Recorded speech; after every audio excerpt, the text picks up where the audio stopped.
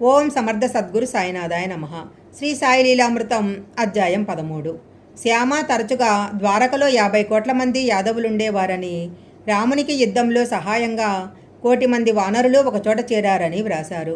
ఇది నిజమేనా అని అడిగితే సాయి, నిజమే. రాముడు కృష్ణుడు అవతరించినది కూడా నిజమే. వారంతా చీమల పుట్టల్లా ఒకరిపైనొకరు చేరారు అన్నారు.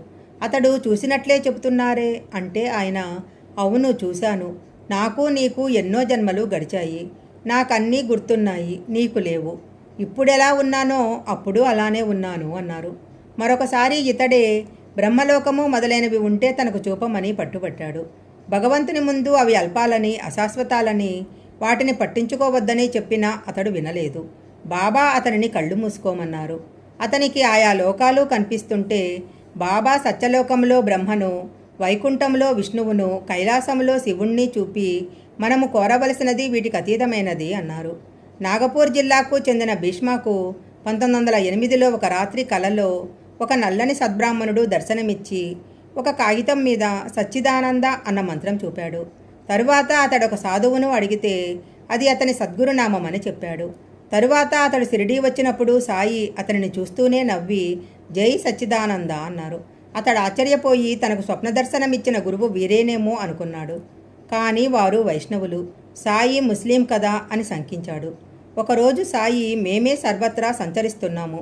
బొంబాయి, పూణే, నాగపూర్ మొదలైన ప్రదేశాలన్నీ రామమయమే. తెలిసిందా మిత్రమా, నువ్వు 5 లడ్డూలు ఇవ్వాలి అన్నారు. మరురోజు తెల్లవారగానే అతని హృదయంలో కవిత పెళ్ళుబుకి వెంటనే 2 పాటలు వ్రాశాడు. కానీ ఆ పైన ఒక్కటి కూడా నడవలేదు. వాటిని సమర్పించగానే సాయి అతనినే పాడి వినిపించమన్నారు.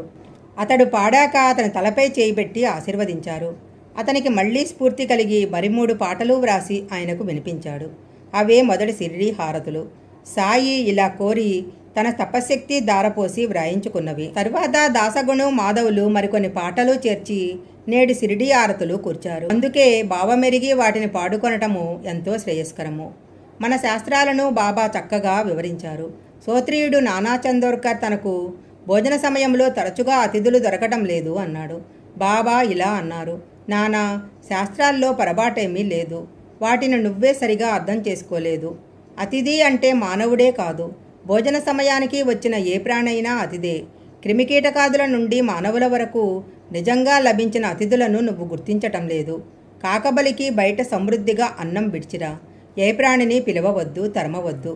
ఏ ప్రాణి వచ్చిందన్నది పట్టించుకోవద్దు. అలా చేస్తే లక్షలాది అతిథులను ఆదరించినట్లే. ఏ విషయంలోనైనా కొంతవరకు జాగ్రత్త అవసరమే, సహజమే.